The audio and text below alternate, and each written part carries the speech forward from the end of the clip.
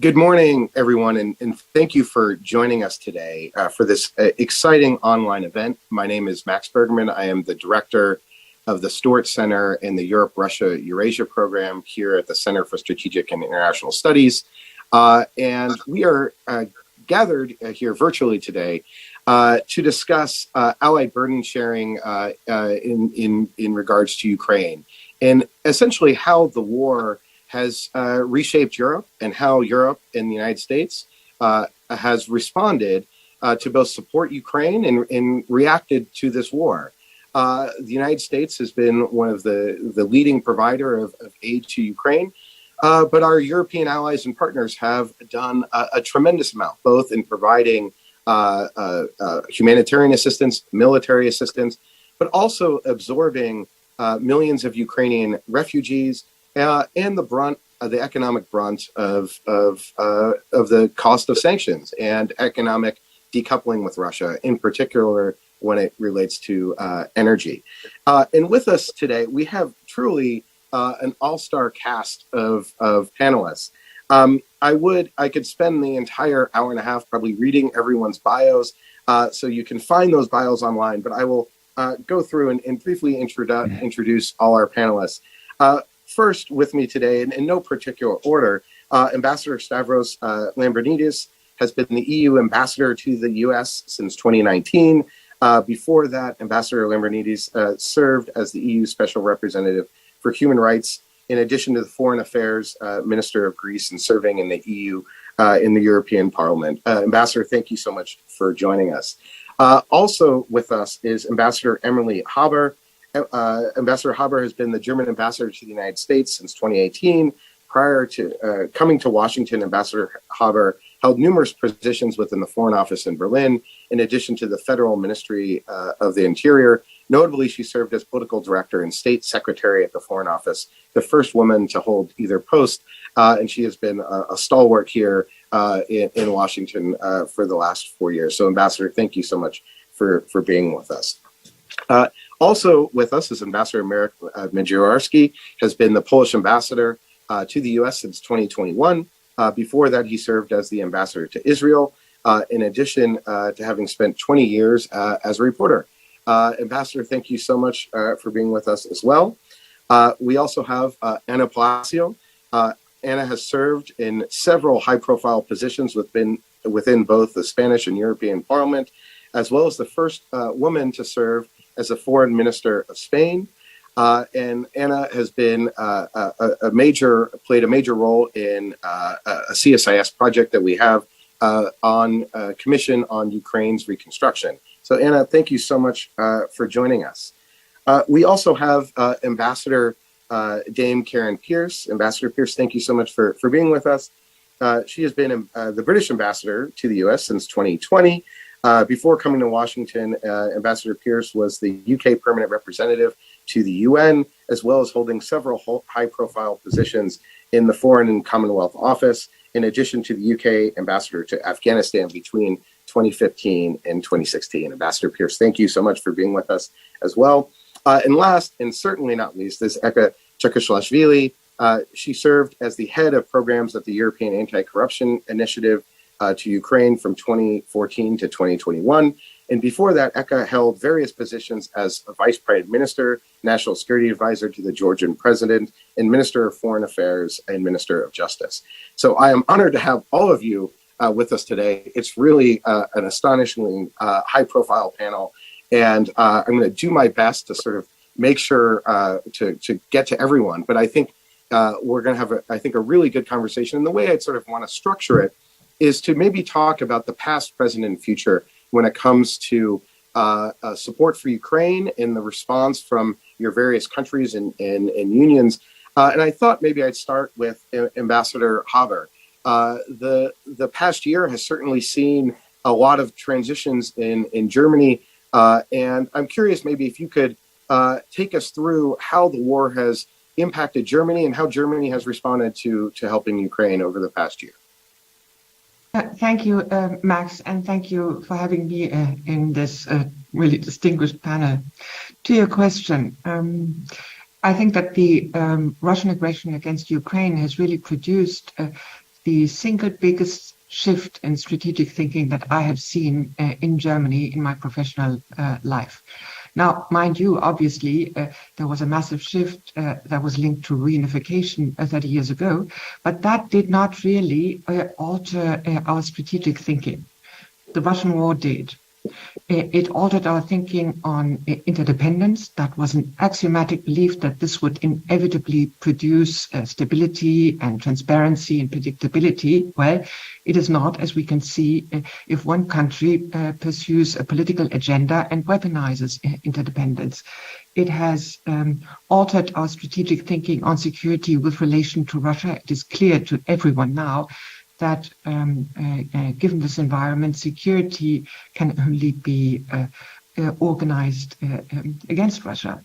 And it has altered our strategic thinking on military support. Mind you, before the war, we had not sent weapons to any crisis areas. And now, as President Zelensky has said himself a couple of days ago in Berlin, we are the biggest European supporter in military terms for Ukraine, next to the US. So that was a massive shift. It has also altered our energy policy. We're now at 0% imports of Russian gas from Russia directly. I can go into greater detail later on because there are some myths swirling around. It is true that some European countries still buy LNG gas, which is not sanctioned on the on international markets, and they are introduced. These gas quantities, which are not very large, are introduced into the European electricity system. But that does not mean that we are importing gas from Russia. We just cannot. If we import, say, gas from a European country that is purchasing on international markets, we cannot make a distinction between Russian and Norwegian gas molecules. That's basically it. So, summing it up, we've gone a long, long way over the last year. The Russian aggression has upended our military, energy, and security thinking, and we are facing a completely new security environment now.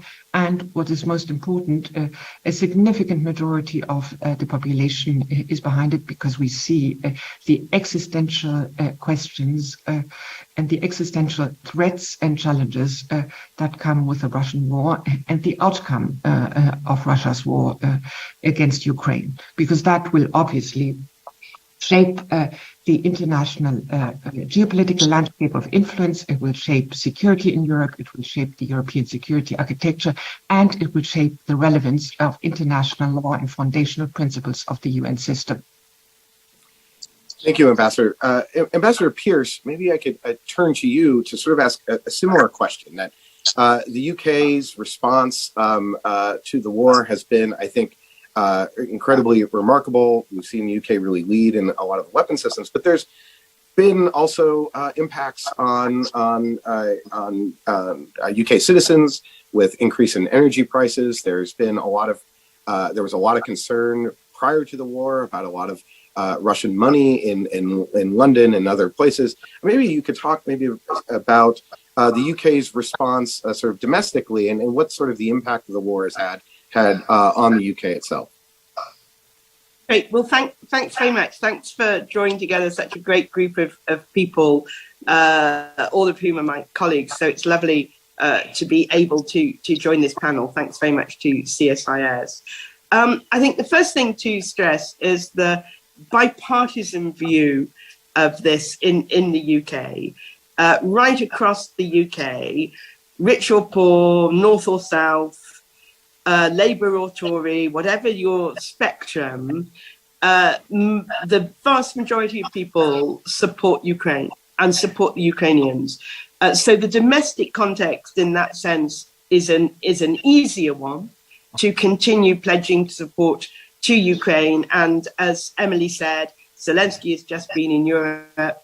He met the Prime Minister. The Prime Minister said we would go on supporting him for as long as it takes. That really is the mindset of the overwhelming majority of people in the UK. And that has made some of the hardships that inevitably have flown on the fuel crisis, on inflation, easier to bear. I won't dwell on the fuel side because unlike some countries in the EU, we did not have a major link with Russian hydrocarbons. So while it hasn't been straightforward to diversify away from that, the problem has been of a different nature. Mm-hmm. On the economic side, we've given over $8 billion worth of support to Ukraine that covers military equipment. And thank you for your words and in the paper. I think we have been a leader in which sort of military equipment to give. We've been ready to be in the vanguard. And that has enabled Ukraine to do certain amounts of planning. And I think that's been a valuable contribution. We've taken a lot of work on sanctions with our EU and US and G7 partners. And as part of those sanctions, we have, if you like, dealt with the question of Londonistan, Russian money, often illicit money, flowing through London structures. That has now all been changed. The sanctions are working well. And then we have also given economic support to the Ukrainian economy. We're going to host the Ukraine Recovery Conference later on in June. And we've given humanitarian support. We haven't taken as many Ukrainian refugees as countries like Poland and the Czech Republic, where that contribution has been outstanding. But we have taken some, put them in. Some of our MPs have Ukrainian families living with them, but we have also given humanitarian support. And as I say, all that support is popular. There's a consensus among Parliament and people and government and opposition that we must keep on doing this because this is not just about Ukraine. This is really about, can we allow one country just to march into its neighbour, and what consequences would that have right the way across the world? And if I may, Max, just to finish by stressing that in the world point, this is a conversation about Ukraine, so I'm not going to digress onto the South China Seas, but I do think this is about burden sharing around tasks and capabilities and resources. It's not about some geographical division of labour. We have the Transatlantic Alliance for a reason. In some ways, Ukraine is exactly the reason why we have had the weapons we have, the defensive posture we have for so long. But that does not mean we are not interested in what happens in the South China Seas. And given recent comments, I just wanted to put that on the table. Thanks. Well, thank you. Ambassador Majewski, I want to maybe go to you. Poland is obviously on the front lines of this conflict. The amount of refugees that have from Ukraine that have come through Poland, but Poland's also a staging area for Allied assistance into Ukraine. And Poland itself has been the leader in providing significant military and political support to Ukraine. So but maybe you could give us a perspective from inside of Poland. 15 months on from this war, how has Poland changed in response to this conflict? Thank you very much, Max, for this kind invitation. I can just echo Karen's words about the British political class's unanimous attitude towards Ukraine. I think the same principle applies to Poland and to Polish society. Perhaps because we share the same enemy, perhaps because we know very well what Russian occupation and what Russian barbarism mean. And I have never concealed my fear and my concern that Poland may be the next item on President Putin's menu. But let me start with a broader comment in which I will try to address your question about Poland's role and Poland's approach to both the military and humanitarian crisis on the eastern flank. Speaking of burden sharing and our common goals in the context of the war in Ukraine, both in NATO and in the European Union, which I gather is the main topic of our conversation today, it is imperative to think long-term. It is useless to gloat over our efforts today as regards military assistance for Ukraine, how many tanks we have provided, how many artillery rounds, how many Kinjal missiles the Ukrainians have been able to shoot down recently, how much territory around Bakhmut they have recaptured. There are more crucial questions we should ask ourselves. How to prepare Ukraine and NATO, for that matter, for the eventuality of another aggression. How to increase our deterrence capabilities and how to steel our resolve in the face of the unabated Russian neo-imperial adventurism. First and foremost, again, speaking about this broader context of burden sharing. So we need to stay committed to our obligations with respect to military spending and modernization of our armed forces, which has not always been the case, especially in Europe. Our citizens should feel adequately protected, and it is of paramount importance not only for our mental well-being, but also for our budgetary planning and for the needs of our military-industrial complex on both sides of the Atlantic. If we are serious about rebuilding and strengthening it, we must make sure that all interested parties, governments, corporations, the public opinion, know how much we will be spending on defense in 5, 10, or perhaps even 20 years to come. Secondly, we should ask ourselves to what extent we will need Russia, again, in 5, 10, or maybe even 20 years to come, as commercial partner. Is Russia really indispensable for Europe as a major supplier of gas, oil, and other commodities? Is Russia really an important consumer market for Polish, German, French companies? Is it actually an attractive destination for Italian or Austrian financial institutions? And last but not least, how should we judge businesses still running their operations in Moscow or St. Petersburg? Or how should we judge former prominent Western politicians joining boards of Russian oil and gas companies? Thirdly, we should brace ourselves for the upcoming or ongoing digital revolution, frankly, for the inevitable cutthroat rivalry with China, not separately, not as Europe and the United States competing and plotting against each other, but as a collective West, in spite of all tensions and all bickering about artificial intelligence, electric vehicles, semiconductor manufacturing, or privacy regulations. We should prioritize our common interests and values over petty frictions. And I think that the war in Ukraine is a test for the cohesion and for the unity of the collective West. No, thank you, Ambassador. I mean, I think one, maybe just quick comment, and then I'll turn to Ambassador Lambrinidis. I think one of the things that has really struck me is that there is a lot of questions in the wake of the war about whether Europe would stay united.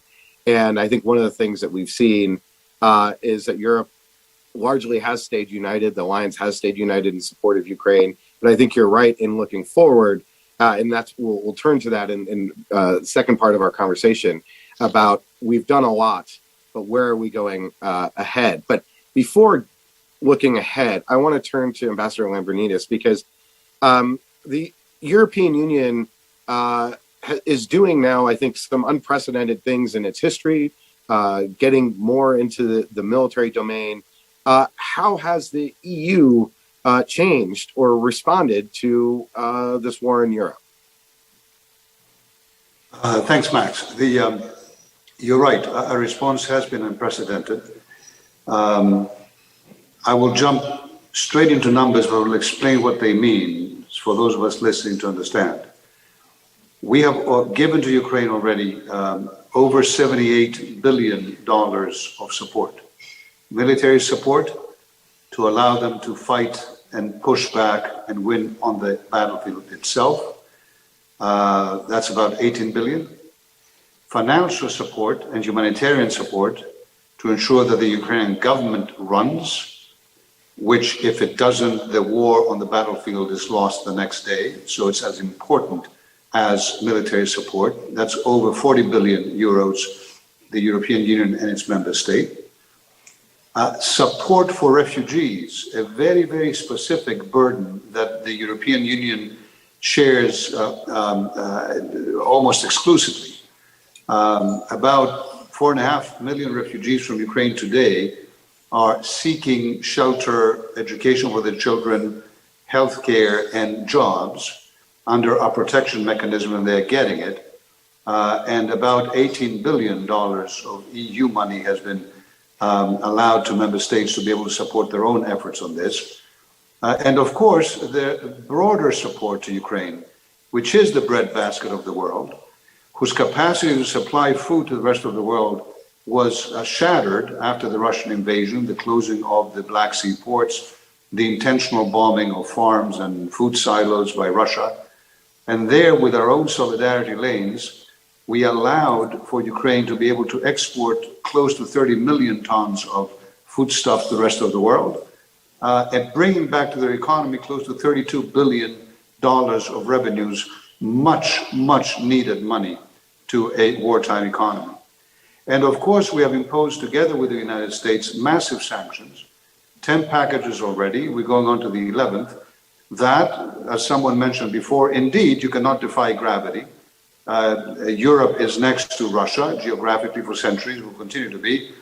Those sanctions are hurting the European economy much more than they're hurting other economies, because we have been historically trading more and investing more in Russia.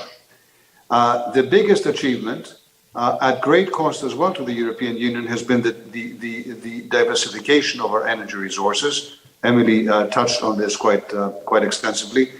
About 40% of all the pipeline gas consumed in Europe before the war came from Russia. That number now, in only a year and 2 months, is down to about 4%. This is remarkable. And it reached a point, by the way, where our energy prices were about 10 times higher than they were before the war. Now they've stabilized and come down to normal levels. Not a single leader in a single one of the 27 member states of the EU, not a single public opinion demanded that any country vote against the sanctions packages. And in the EU system, you get 1 out of 27 to say, no, you have no sanctions. It's not like the US system where a president signs a piece of paper and it's done. I highlight those things to say the following. Burden sharing is, for us Europeans, in dealing with the Ukraine crisis and the world, a fundamental obligation that we bear, that Americans bear, that Brits bear, that Japanese bear, that anyone who wishes to see a peaceful world that is based on law, not on muscle, prevail, has to contribute to. And it is our collective capacity, Europeans and Americans and Brits and others, to work together to complement each other in helping Ukraine win, that is going to make the difference here, Max. So, yes, it has not been easy. Yes, the costs have been extraordinarily high in the EU context. But no, not for a single second did we doubt our capacity to share this burden and lift, in fact, the lion's share of the economic consequences of this war. No, not for a second did we think that Putin would be able to divide and conquer us, or anyone else for that matter. And no, Mr. Putin is not going to win this, because what is at stake is Ukraine, the right of any individual country and its people to live in peace and to make their own decisions. But Putin has made it very clear he wants, through this war, through his conviction that Americans and Europeans don't have the guts to stick it out. He said this publicly. We are morally corrupt. We are weak. Other countries in the world believe the same, by the way. Not that many, but they are. We will ensure that he does not tear up our capacity to project our influence and our power and our human rights values in the world. We will ensure that he cannot tear up the United Nations Charter and set any corner of the world on fire, including through, his Wagner group in Africa and elsewhere. And no, we will not allow him to divide the world into camps in the hopes of creating an anti-Western alliance that somehow will support him and his friends. There is, in Africa and elsewhere, a big discussion now about this war in Ukraine. And I submit to you that the only colonial power remaining in the 21st century is Russia. They are using brute force to take over countries that they consider to be part of them with no independent right to existence, take care of their natural resources, take care of their people like they wish. This is hair-raising. And it is not okay anywhere in the world for anyone to be turning a blind eye to this. And I hope that we'll be able, together with the rest of the world, stop this atrocity. Thank you for that, Ambassador, and couldn't agree more.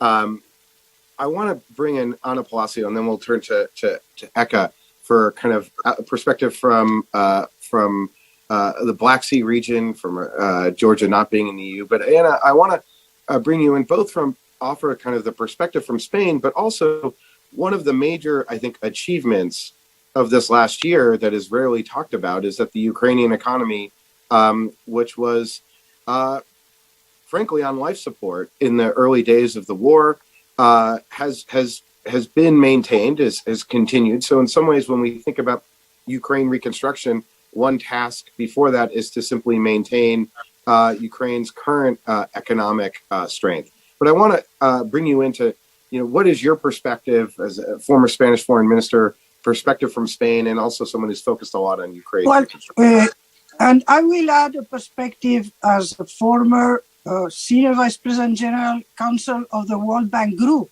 So overseeing all the constellation of the World Bank Group, because I think, and Ambassador Lambridis has touched upon that we cannot forget the rest of the world. So first, the good news. And the first good news is that America is back. Honestly, in Europe, we really went through a soul-searching. It has also been pointed at this idea of what does strategic autonomy mean. And as many times we Europeans, we spend a lot of time discussing in a nominalistic debate until we come to we are confronted with the situation and then we react. And this has been exactly what has happened. But first, that we have been to react thanks to the American coming back. America went through the rock bottom, I hope, through the rock bottom of the international image with leaving Kabul. This was, and frankly, I think that we don't highlight enough how the prestige, the hegemony of the United States that is clear and is there, even if there are some interested parties that doubt it, is back. How the United States is respected. And this is thanks to what, in practical terms, the United States, the involvement in Ukraine.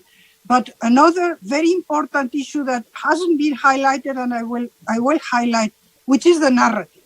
I mean, we are, and Ambassador Lambridis has touched upon it, we are confronted with a contrarian narrative that, of course, Russia is not colonialist, and Russia has a network of RT all over the world, and right now CCTV is all over the world, which means Chinese propaganda.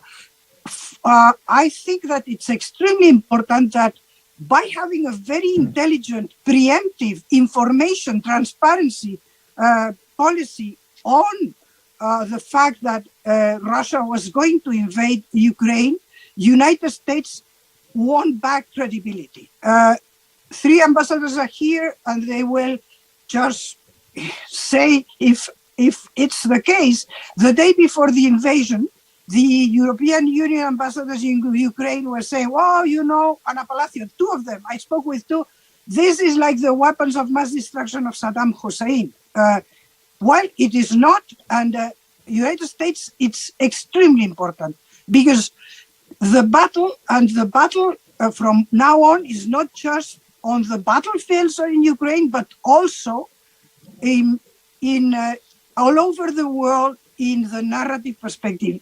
And this is the first thing on positive, extremely important that I want to stress. The second is, I was surprised by the unity of the response because we in Spain, we have been heavily affected because we depend on gas, not on Russian gas, but the price of gas went up. We are dependent on the inflation. And frankly, in Spain, there is not a bad image of Russia. We are not Poland. I mean, this is, by the way, this is a long story. Polish and Baltic countries have been telling the rest of the European Union, this is going to happen. And the rest of the European Union, as the German ambassador has very openly just explained, is that we were on the Ostpolitik, this idea that peace is about prosperity and prosperity is about exchange, and that when you have a good interrelationship and exchange, I mean, in the end, you get to stability. She said transparency. It's true. You get to a stable, positive relationship. Well, this has proven to be wrong, but frankly, what I have been surprised is the reaction of the public opinions in the south, in Spain, in Italy. The Polish ambassador did not mention Spain. He mentioned Italy. But yes, I mean, in the south, we don't have the same perception of Russia. Yet the public opinion in Spain, there is the Real Instituto Elcano has conducted several polls. Now, let's leave this out there as an issue because this might change. I mean, I fully agree with Ambassador Lambridis, and I could say what he has said, that we have to stand by our positions, but our public opinions may get weird. We will address this. Now, on other consequences, another consequence that hasn't been touched upon, and that is extremely important, especially again for the Mediterranean countries, is that the initiative, the oomph of the European Union has moved east and north. It's the Baltics and it's Poland. That's it. Unfortunately, the couple franco-allemand, France and Germany, the engine of the European Union, is not there.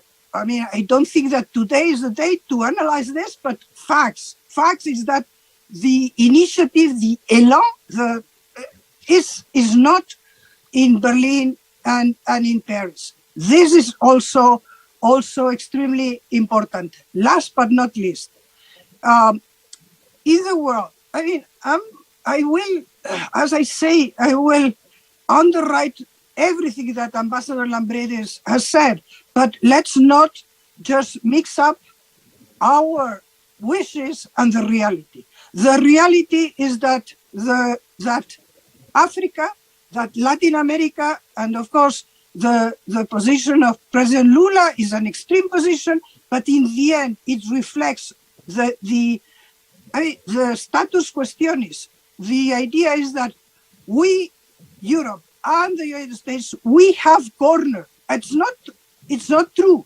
but we have cornered Russia, and Russia had to react. I will, I can go in Spain. I think that the characteristics of Spain are the characteristics of the South. I'm very happy that you have mentioned, Ambassador Lambridis has mentioned Wagner in the Sahel. Wagner is the Sahel. We have two fronts, and more so. And of course, the principal place and the where we have to be there, and it's our main challenge, is Ukraine. But let's not forget what's going on in the Sahel, because this will affect us through immigration. A word on this related to the 8 million Ukrainians that are distributed and how they have been received. This is backlashing in many countries in the south. In Africa, they just highlight how we have two ways of addressing, how we are hypocritical, how when it's someone knocking on our door, and I will not go to refugee or knocking on our door. If he's white and from the east, we open the doors. If he's not white and from the south, we close the doors. I think that we have to be prepared because this, again, and the instability of the Sahel will make it more and more an issue. Of course, the Mediterranean countries, we are in the front line, but this is an issue for the European Union. The European Union has to acknowledge that. I will end up by where I started. I was in Brussels yesterday and the day before. I attended two, I would say, expert meetings. Honestly, there, and I will not say who was there, but the idea is, you know what, we have to live with Russia. We need to see how we end up this.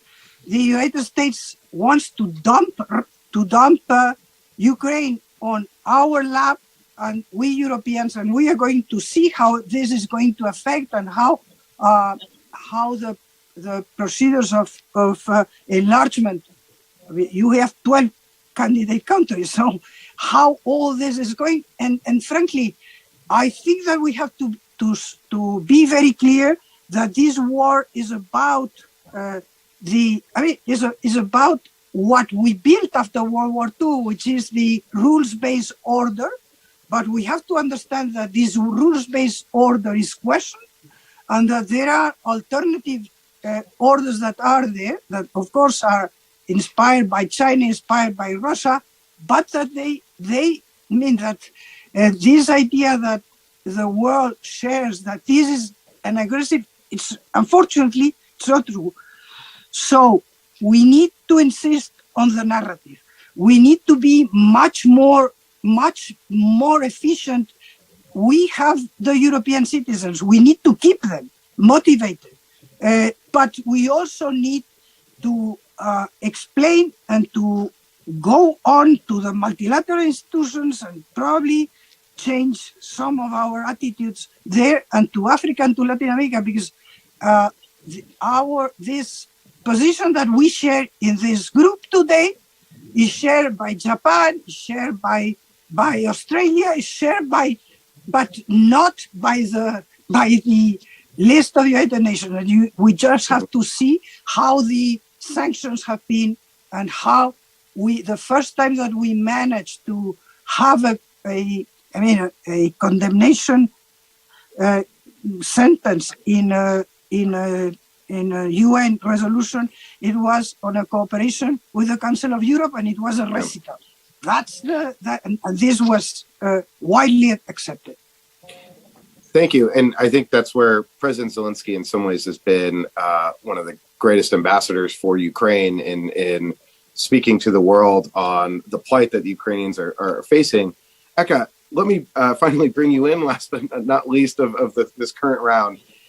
You spent a lot of time working in Ukraine, but also Georgia, a Black Sea nation that, with the Black Sea kind of right now in a state of conflict. I'm curious how you see things right now in Ukraine. There was a protest in Georgia over foreign agents law and concerns, especially in Europe and the United States, about increasing Russian influence in Georgia. So what is the perspective that you have from Georgia? Sure. Thank you, Max. Well, hard to step in the discussion after so many very valid and important arguments have been said, but I have to mention just from the outset, perhaps, that I do wear these double hats for a long while now, Georgian and Ukrainian in so many ways. I still do work in Ukraine. I'm head of USAID anti-corruption program in Ukraine. So excuse me if at times when I will be speaking about anything related to the subject of conversation today, at times I will be switching on my Ukrainian hat maybe as well at some point, and then sort of bringing that perspective to our conversation.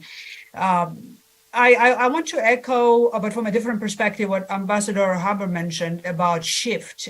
In the case of Germany, this has been mentioned, there was a shift in terms of strategic approach, clarity, and then vision of that, right? And then we still have to see how gradually that even develops further, but it's undeniable.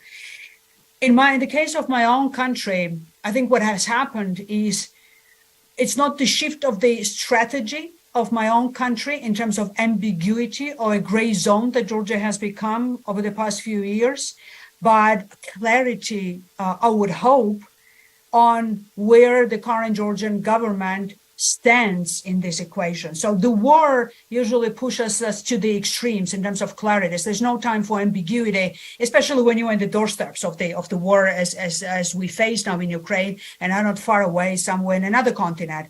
So when the time of reckoning came to Georgian government to showcase strong alignment with Ukraine, standing shoulder by shoulder as a government, and hereby I want to distinguish a government from the people of Georgia, including the business circles of Georgia, whole social fabric of Georgia in that sense, we failed, and we failed miserably when it comes to the clarity of our position and then clarity of action for the interests of our own country and for the interests of Ukraine, obviously, because I have to underline here that we are not figuratively in the same boat. We are not just brotherly nations, as we frequently say. We are in it together when it comes to the destiny, opportunities, but challenges as well when it comes to the two nations of Georgia and Ukraine, and Moldova is obviously part of that equation. And then that came to the painful realization to me at a time when we've seen the region unraveling. And that regional discourse is very important, I guess, for EU, for NATO, for the US to realize that what we see now in Central Asia, what we see in the Caucasus, and then shift of understanding and perspective of undeniability of Russian might, questioning the role of Russia, and then having the guts and perspectives perhaps to change the discourse. We should have been in an avant-garde gathering that regional discourse as a Georgian government in this case. We should have been that engine as we used to be previously of helping in and then being part of the discourse. And at the same time, we see that we are now at the time of moment when our government has licensed direct flights from Russia to Georgia to proceed with.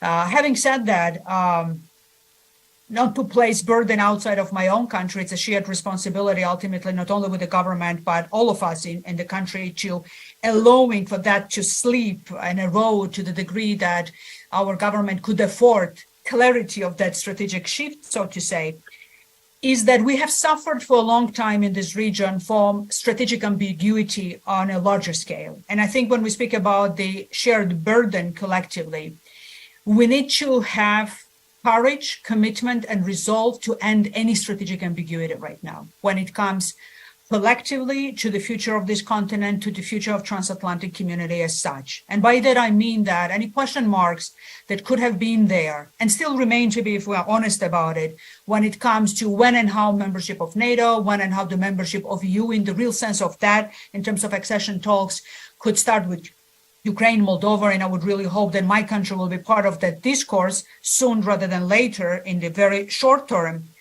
There needs to be an absolute clarity of that. And it's not business to usual that we could hope and think that we could go for to the same strategy and approach when it comes to interdependency with Russia or any hope that Russia anytime soon can become a credible partner, without losing that hope, obviously, for the midterm, long term, but not now. And then by the midterms in the historical perspective, we speak about decade at least, right? It's not a real short term. But that strategic ambiguity has been a detrimental element to this region. It has played a pivotal role in a negative sense of that, how my country slept away when it comes to where we stood and where we are now, because it has been exploited to the maximum when it comes to Russia interfering not only through the war and occupation in my own country, but by helping and encouraging a political force that has been connected and remains to be connected with Russia, and by the West allowing for that ambiguity to be maintained under the camouflage of Georgia is still pro-Western, and so it's okay if Georgia is not now on the radar screen of confrontation between Russia and the West. Black Sea. And Black Sea and strategic ambiguity, so to say, vis-a-vis the Black Sea is essential here. And here I speak not only as a Georgian, as a Ukrainian, and then as a transatlanticist, I would say. We need to end any talks and concerns about whether or not Crimea should be liberated. Crimea is an indispensable part of independence of Ukraine, its territorial integrity, but it's indispensable for any fair chance for the security for the blacks in the Black Sea to emerge, both from the military perspective and from the economic trade, and with that economical perspective. So we talked about the global South, food crisis that has emerged with the Russian action. Any chance for that to leverage, for Russia to be maintained in the spot geographically, anybody who looks through the map, Crimea needs to be liberated. We will be deserving ourselves having any talks about security of the Black Sea, and with that security of NATO in that flank, without having readiness in our intellectual, conceptual, and military perspectives that Ukraine not only has the right to fully integrate all the territories that are now under Russian control, but it's within our own interest to do so. And then the help needs to be provided in the way that will serve that purpose. And then finally, when it comes to how, in a long how or not are we in it, and burden sharing, so to say. Ukrainians, I have to say, at times hate when it's being said that we are there as long as it takes, because this gives an impression that there is no effort to end it quick with all the equipment that is needed, that they have confidence that they could end the war quicker rather than later, and an expedited action that is needed. But then there is a clarity of understanding as well that when it comes to the long haul, it's not the crisis mode through which we should look into what happens in Ukraine, so that if the war ends, then it's assistance that is given to Ukraine. And here we are, so to say, in terms of serving the duty towards ourselves and our future and Ukraine's future. Standing with Ukraine in the long haul means that with Ukraine and together with Ukraine, we need to be building common security for economy, for our social fabric on the continent, and then militarily as well. And there is a great difference in the approach when one approach is that from the perspective of building the common security, as it was the case of the German Marshall Fund after the approach, so to say, a plan after the Second World War, compared to just donors' assistance when it comes to reconstruction and rebuilding, and then having conditionalities attached to that and great efforts that could be directed at reconstruction of Ukraine. How Ukraine will bounce back in a sustainable, secure way, how the offer of EU membership will be taken in a credible way compared to other failed experiences in the Balkans and perhaps elsewhere, and how NATO membership will come to be true when it comes to promise of Bucharest, that will predetermine for decades to come, at least, of what the common security of transatlantic community will be at a time of history when we hopefully will shape it rather than react to challenges thrown at us now by Russia and by some other actors in the future, which we all know that should be expected rather than not in the future. I'll end at that, not to be very long. No, okay. Thank you so much. And I think in some ways the Georgia experience is one where we, I think, hope to avoid in Ukraine, where a war is fought, there's ambiguity, and over time, there's a drift away from Europe, closer to Russia. And I think that that's something that we're hopefully will avoid with Ukraine, and hopefully we'll put Georgia back on the path toward EU and transatlantic. Just one sentence to mention, because I just don't want to come across in any ambiguous way myself. when it comes to the people of Georgia, it's not just social opinion polls or understanding where we stand when it comes to Ukraine, when it comes to Europe. We do fight physically in this war as well. We have a Georgian Legion in Ukraine. We do all we can as the people resisting this. We need help to free ourselves from the capture of an oligarchic governance, and then sanctions could be one way to go forward when it comes to Georgia, individual sanctions as well, something that has helped enormously Moldova when a possibility of democratic change was helped with that. We need something like that in Georgia as well. People of Georgia are not lost. They are ready to be in avant-garde, so to say, as well, with this fight for freedom that the whole region is in one way or the other engaged right now. No, I think we saw that vividly with protests on the streets against the foreign agents law. I want to maybe shift the conversation, and we'll bring back the panelists, and I'll try to go in a mixed up order this time, but to now look forward. There's been a lot of attention about Ukraine's reconstruction. We at CSIS have a Ukraine Reconstruction Commission, but reconstruction also implies something happening after the war ends. And part of Russia's strategy, I think, is probably to just maintain the war continues indefinitely. And so part of what is needed is to maintain Ukraine's economy both in the present and in the future.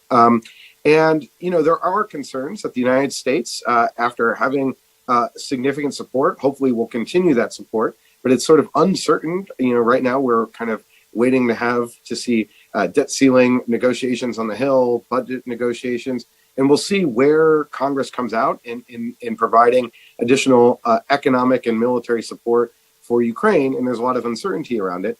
But I'm curious how each of you see the next steps going forward, how to maintain both Ukraine's current economic vitality and then also begin the long process of economic reconstruction. Maybe I'll start maybe with Ambassador Pierce, and for the UK perspective on this. UK has been very forward-leaning, especially on the military side, but also on the economic assistance side, and how you all see that from London, and how critical is maintaining the economic support for Ukraine.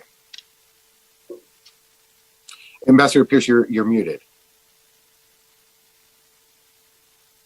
Apologies. Thanks very much. I think this is an absolutely critical question, as you say, and I think it does come in two parts. You've got the war economy of Ukraine for now, which we have to help maintain, and some of that's about financial support, some of it's about humanitarian. And then you have the longer term question. The EU has been very closely involved in the longer term question, and we salute all their work on this. I recall when Brits were in the EU, we used to spend a lot of time on the structural reforms that the Ukrainians needed, and that need hasn't gone away. So looking forward, projecting forward to when the fighting stops, there will be a huge task not only to reconstruct the Ukrainian economy, but also deal with some of these fundamental underlying structural issues, which were one of the reasons, only one, but nevertheless, one of the reasons why Putin felt he could play games on Ukraine leading up to the invasion. And that will all need to be addressed if we're to have security and stability in that part of Europe. The immediate task is to plan for recovery. This is why we are hosting the Ukraine Recovery Conference in June. We want to attract a lot of foreign investment. It isn't something governments will be able to do by themselves, partly because of scale, but also partly because of speed. Large parts of Ukraine have been affected by the illegal Russian bombing. All of that will need to be put right. But of course, private sector needs to have some assurance of the rule of law and predictability and an environment that they can evaluate. And that's very hard while the fighting is going on. Nevertheless, there are parts of Ukraine that are getting on with their daily business. We need to accentuate the positive in this conference. And we need to bring all our partners together, just as we've seen the G7 pull together on the other aspects of Ukraine. So this is all going to be relevant to recovery. But it's right that we start thinking about it now, because it's not a straightforward task. Great, thank you. Marek, maybe I could bring you in for your perspective and the Polish perspective on Ukraine reconstruction, on Ukraine economic support, and how I mean, being the neighbor of Ukraine and in substantial trade between your two countries, how do you see Ukraine reconstruction, and what are your kind of hopes and concerns in the months and years ahead? Marek, you're also muted. Excuse me. Not only hopes, but also concerns, as you have rightly noted. First of all, I think prosperous Ukraine is President Putin's primary concern and worst nightmare now. And that's why I think that we should focus on Ukraine's pro-European bid more than its ambition to join NATO. Quite paradoxically, I believe that Ukraine's membership in the European Union would be of bigger benefit to Ukraine and to Ukrainians than the membership in NATO. Although, of course, the Polish government endorses both paths. We want Ukraine to be a member state in these two political and military entities. It is important to see what is happening now and what has occurred in political and economic terms also in other post-Soviet republics. If you want to see the beginning of the end of Putin's rule in the Kremlin, you don't need to look at Moscow or at St. Petersburg. It's more useful to have a closer look at what is going on in Kazakhstan, in Uzbekistan, in Armenia. If those countries manage eventually to decouple themselves, especially economically, from the Russian Federation, that would trigger an irreversible process of the disintegration, maybe not of the Russian Federation, but certainly of that long-standing sphere of influence Russia has had control over for so many years, actually since the collapse of the Soviet Union. And lastly, I think, since you mentioned also the humanitarian crisis, it is important, we now have about 3 million, more than 3 million Ukrainian economic migrants and refugees, because roughly 1.5 million Ukrainians had lived and worked in Poland even before the Russian invasion. Now they account for about 8% of Poland's population, which is, again, unprecedented in Poland's recent history. And I think it's important that those people have chosen to stay in Poland as one of the most, of the fastest growing economies now in the European Union. And they see up close all the benefits of enjoyed by a country which joined the European Union. How many? About 19 years ago, right? 2004. So we can now see how prosperous Poland has become, overwhelmingly because of our membership in the European Union. So those personal experiences of those approximately 3 million Ukrainian refugees and economic migrants who now live and work in Poland are also of paramount importance for Ukraine's pro-European and pro-NATO aspirations. Thank you. No, thank you. Maybe I'll go to Ambassador Lambrinidis of the EU. EU membership for Ukraine seems vitally important for its economic prospects going forward. What is your take on the feasibility, likelihood, and where does that process stand now? Thanks. It's a huge part, the process for EU membership of winning the peace, which is a huge part of winning the war. And so I do not separate those things. Before Eka was talking about Georgia, about the challenges of a confused policy looking towards Russia or not. Frankly, the only way to ensure that the rest of the world does not look towards Russia is to make sure that Russia is exposed as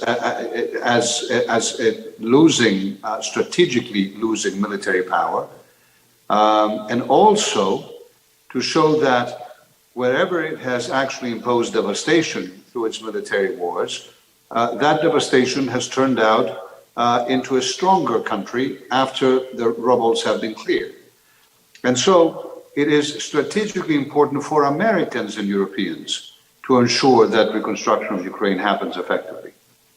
What we bring to the table, obviously, as European Union, is the European Union membership. Now, Ukraine is already part of Europe and the European family, make no mistake. But membership to the EU, of course, is a process that takes time. It's a merit-based process. It requires every country to the EU to change things in order to be able to come into the single market and all those things. We call it the European acquis, the set of laws that every EU member state has to adopt. And the reason we call it the European acquis is because as Europeans, we don't want anyone to understand what we're talking about. But that's fundamentally what it is. It is a process that every member state, from Poland to Greece to anyone had to go through. The remarkable thing about the Ukrainians is that they're moving in the middle of the most bloody war in recent history, very forcefully towards making, at the same time that they're fighting the Russians, reforms necessary. And the process began even back as long back as 2014, when the EU and Ukraine signed an association agreement, which began those reforms. Now, what will be required for reconstruction to be successful?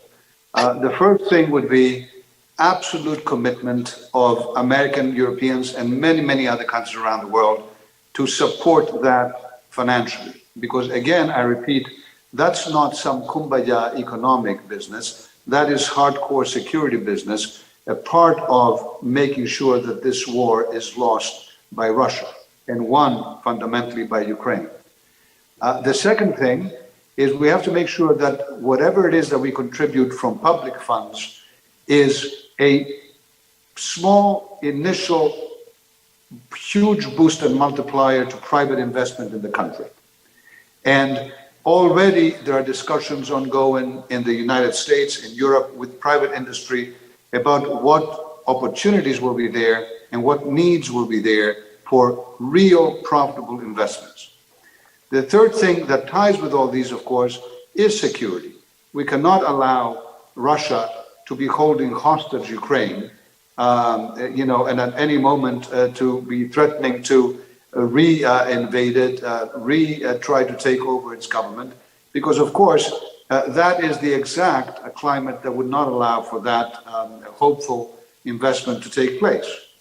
And so we have to be thinking about this strategically when it comes to Russia's strategic defeat. Emphasis on strategic, I would talk about. And the fourth thing, of course, is Ukrainian reforms themselves. And I have to say that when it comes to issues such as, a strong judiciary, clear and transparent public procurement processes, because we're talking about hundreds of billions of dollars of investments coming in the country. When it comes to fighting corruption and the oligarchs in the region, Ukraine is the only country that already had an anti-oligarch law in the books, and of course now the implementation of that is important. When it comes to all that, Ukraine is, in a very, very hopeful place and very determined. But it's going to be an uphill battle. It's not going to be easy. It hasn't been easy for other European member states to change. And so what Ukraine knows is that the European Union itself is going to be standing next to it every step of the way of these reforms. It's not here, take a book of what needs to be done and good luck to you. It is massive European Union financial, technical support on the ground. Final point. Ukraine had one of the most vibrant economies in the world before Russia invaded, with a remarkably educated, dynamic, out-of-the-box thinking, technically savvy young population, which has stayed in the country, as opposed to the Russian technical savvy youth who have fled Russia and have no interest in participating in that brutality. The Ukrainian youth have stayed, and they are supporting in any which way this effort of liberation. And that youth is going to be such a steam engine for what we need to do. Max, final point. There are immediate needs for Ukraine. Reconstruction will not begin at some point when this war ends victorious for the Ukrainians. It is happening now. When Russia bombed every single energy resource that it could find in Ukraine in the hopes of creating a hell of a winter for the Ukrainians so that it could capitulate them, through freezing them, and failed. It failed largely because we in Europe supplied them immediately with over 5,000 power generators. You don't see this in big headlines anywhere. That kept running the hospitals, that kept running the homes. That is reconstruction that's happening as we speak. And so in Europe, we are also committing immediate money, about 2 billion right now, just for the immediate reconstruction. Money we are giving every month to the Ukrainian government, $1.5 billion every month in 2023, is also checkmarked for the Ukrainians to be able to build their broken infrastructure. So they're every step of the way, a complex picture, but I am hopeful that it's going to be a very, very successful one for everyone involved. No, thank you, Ambassador. Ambassador Haber, maybe I could turn to you. Germany is the largest economy in Europe, a financial, economic powerhouse. There's, I mentioned sort of at the top of this round of questions that there's, some uncertainty about the United States' ability to kind of maintain, especially on the economic support. There's just uncertainty about what that support will look like. I'm curious, from a German perspective, do you see Germany and Europe having the financial capacity, commitment to maintain Ukraine's reconstruction with or without the United States being there side by side? It's always been crucially important from the beginning of since the beginning of the war that there was cohesion and unity in the transatlantic framework. What Putin had expected, was that there would emerge fissures that he could exploit.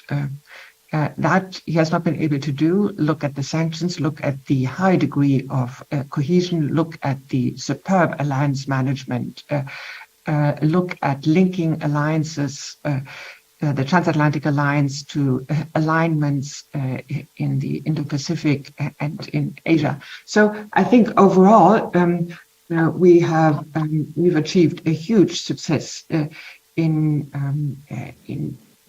terms of perseverance, in terms of communicating and messaging our unity, and in messaging our cohesion. And burden sharing actually is a concept that is, as my Polish colleague has mentioned, a very wide one. We are affected by the war in very different ways. Europe is affected in the war, in ways America is not. Economically, certainly my country is. We've been so interconnected economically with Russia that obviously we're paying the highest economic price.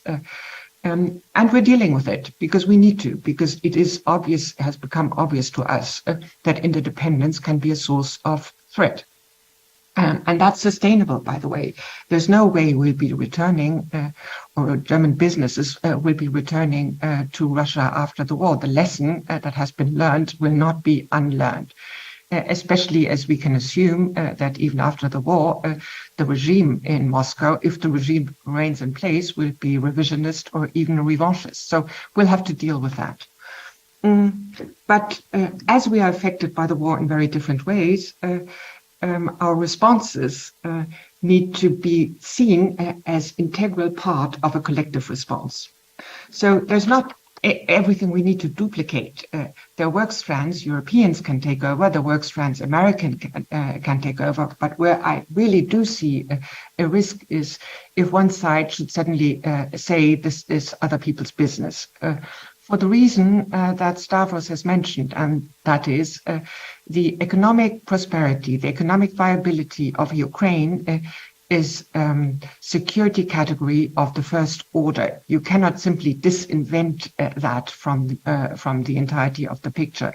So what I'm trying to say here is this is a transatlantic effort. We need to be seen as combining our forces as best we can and as often and as far-reaching as we can. That's part of the collective messaging, and it's part of leveraging our power in a situation where many countries across the world who are sitting on the fences are testing our capacity to persevere and to stay the course. But we will, and I have no indication to the contrary. Do we have conversations in individual of our countries or in the US about the way ahead? Do we hear criticism? There may be. That these are democracies. Of course, we're having conversations about it. But I do see that the political class in all of our countries firing back with full force against loud voices of the fringes. So my answer to you is yes, and transatlantic unity on the entirety of the challenges ahead is crucial for political messaging in a situation where the stakes are extremely high. Great.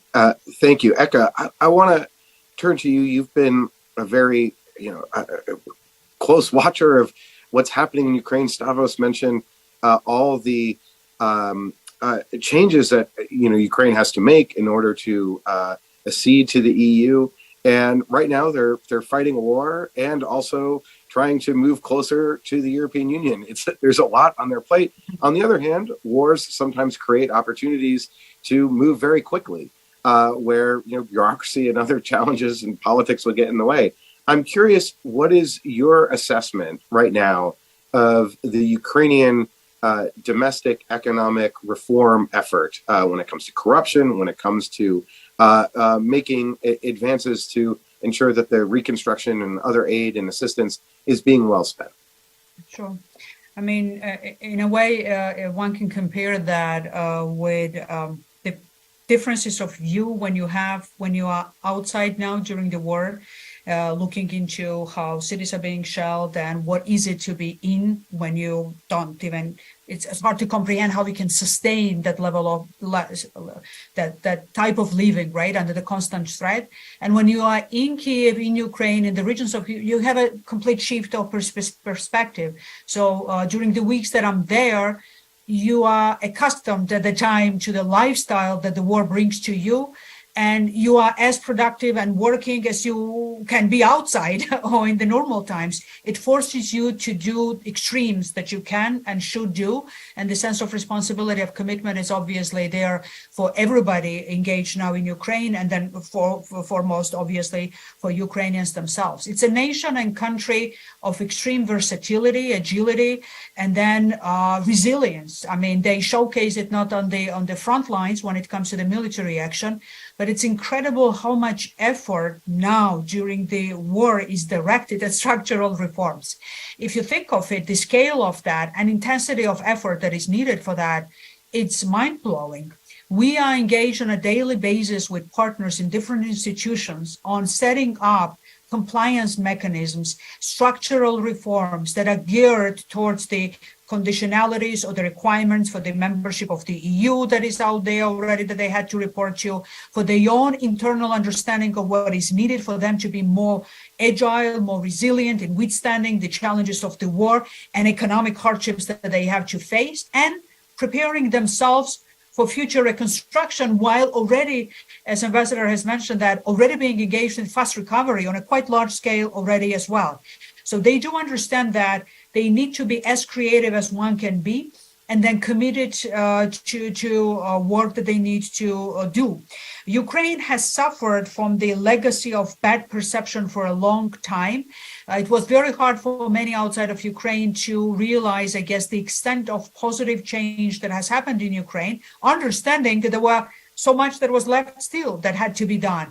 But Ukraine, before the war, already by that time, and Ukraine before the revolution of dignity, are completely different universes in so many ways when we speak about the way of operation of public institutions, the way how public tolerance, or intolerance, better to say, for corruption and bad governance has grown and consolidated. And even now, every public opinion poll that is conducted shows that victories, for sure, number one, but then good governance, rule of law, and anti-corruption remain to be high on the agenda, because in effect, Ukrainian people are showcasing that this is the war not just about physical future and perseverance, but it's the what type of future they are fighting for. And then the values and principles, democracy, good governance, rule of law, are underpinning of that vision of the future. And it's a genuine commitment to that. It's not pro forma statements that one can hear. Just a little bit of practical experiences of that when we speak about recovery and reconstruction. You might have seen some of the photos of bridges, roads affected, Bucha being destroyed, and you see how much is being accomplished in a matter of days even. And then, believe me, there is all the monitoring and checking of every penny almost spent that is done in this direction from different sources that Ukrainian colleagues are getting. And then, especially in the American audience, perhaps it's important to be voiced. It's not a blank check that is given to Ukraine.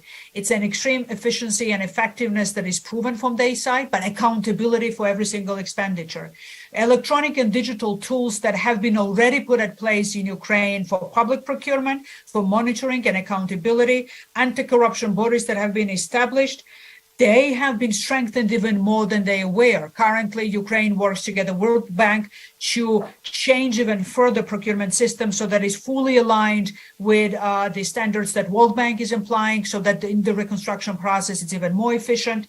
We are helping to build the whole ecosystem, really, of electronic management of reconstruction process. So it's not accessibility to information that will be provided, but everything will be transparent from the very beginning, because the whole process will be digital and based on open source sort of information. In other words, Ukraine is on par with the current technological developments and being in the lead of mainstreaming, really, but not even piloting when we speak about modernization and use of technologies for structural reforms.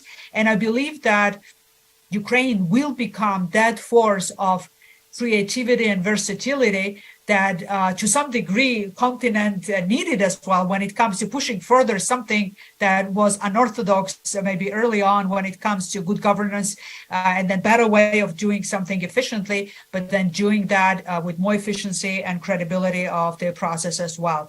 This is already happening.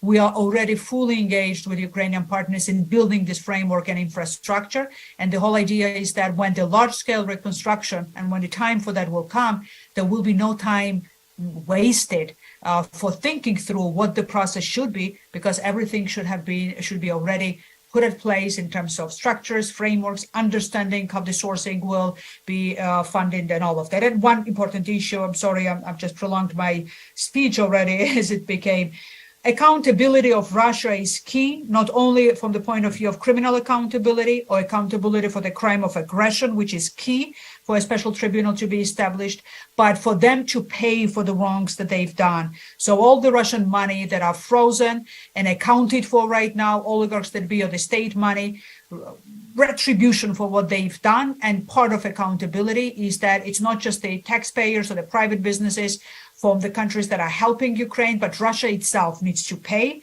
so that serves as a preventative measure, one would hope, among others, for them not to repeat the same deeds that they've done previously, because impunity helped Russia to embolden itself with an idea that they could do anything because just they could. That impunity and cycle of impunity, including on financial front, needs to be broken. And then Russia paying off for the reconstruction and the rebuilding of Ukraine could be part of equation, I would say. No, thank you for that. I think it's a really good framework to have in mind that Ukraine is right now taking steps to prepare for the reconstruction so that when the time comes, it's ready to absorb all the money that is coming to it. Anna, let me bring you in. You have experience with the international financial institutions. I'm curious to react to Eka's comments about looking at where Ukraine is currently postured when it comes to reconstruction and how you sort of see things going forward. Well, first, I will echo what Eka has just said. It is important to we see Ukrainians all over the world as the courageous just example of how you stand for values, how you stand for your future, how you fight for freedom. I mean, honestly, in the European Union, we were in a kind of post-history situation. We have to understand what the European Union project is. It's a herbivore project. Ukraine has shown us that you have to, that you, as El Quijote will say, as Cervantes would say, there is nothing over freedom, and that your life is, you put your life on stake. So this idea of the courageous Ukrainians is something that is there. Now, I think that we have to build up on Ukrainians being important for the European Union and being at the front line, as we have discovered Baltic countries. When Baltic countries were in the negotiations for joining Europe, there has to be a kind of again narrative of what these countries would bring to the European Union. This is my first comment. Another comment, again, because of the nature and the characteristics of the European Union, the fifth enlargement, so the enlargement to Poland and the Baltics and all the Central Eastern European members today, they first joined NATO and then they joined the European Union. And this means something, because as I say, the European Union is based on peace. It takes peace as a starting point and security as a starting point. When we speak about the reconstruction of Ukraine, we cannot do it with public funds or with multilateral funds, whoever is in there, the G7, you name it. We are going into the hundreds of thousands, the billions of and then we need, as it was said, we need the private investment, and private investment will not be there if there is no security. Therefore, on this, I have a different position of the one explained by the Polish ambassador. I think it's fundamental that we stick on NATO covering in whatever way, but I think that for the moment it's membership. As I say, as this is the present. Second issue, we have the present of having a member state, which is Cyprus, that has an unstable or disputed. I think this is a difficult precedent because it's taken as a precedent for Ukraine. I think the two cases are not comparable. The instability on the Cyprus border is not the instability on the Ukrainian border with Russia. So all this has to be taken into account. Last, the Eurostat just published the polls that they make all over Europe. In France, 33% are for the enlargement. And as you know, France is one of the countries that has put in the constitution that there needs to be, for any enlargement, there needs to be a referendum. I will say that Germany is at 40% for enlargement. We need to address these issues as well. Again, we need to pay more attention to this support for Ukraine that is there, that is fantastic, that I'm someone that has been surprised and positively surprised for how it sticks, but we cannot just take it as a basis to go forward. Now I will respond to your, I think that we need to use all the avenues. We need to need to work on the multilateral institutions, of course, and we need to be there. In part too, because the multilateral institutions bring credibility about what ECA was doing, that those of us that are dying the wall and that we stand for Ukraine, and we are Atlanticists, which is really the European Union. I would say that it's probably a majority of the Europeans, but that we need to have the rest of the world. The rest of the world for Europeans is more important than for Americans. Why? Because we are the standard bearers of the multilateral system. You Americans, you are the ambivalent position. You have been the builders. This structure exists because of you, but then you discuss, you sign, but you don't ratify. And this goes from the law of the sea to, and therefore we need that the rest of the world in a way through institutions, and I think it's easier through World Bank than through the General Assembly of the United Nations, just makes Europeans, because they feel that we exist because of law. We exist because of the rule of law. This is for us, this is existential. And we need to counter this global south, either ambivalence or simply just betting on or countering what is our position.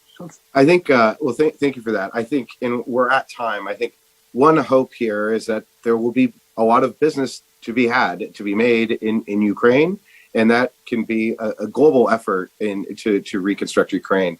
I really want to thank all the panelists for devoting so much time.